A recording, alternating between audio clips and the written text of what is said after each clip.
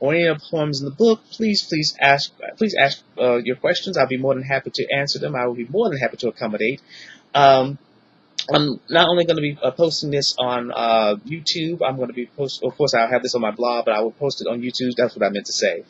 And again, I'm going to have Miss Rustin's current picture posted. It's posted right below this vid, so I'll take a look at that.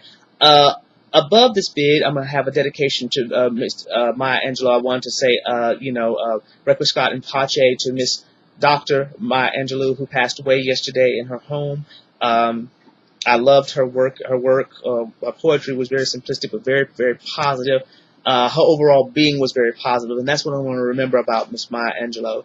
We'll see you guys next week. And again, give me comments, ask questions. I'll see you then.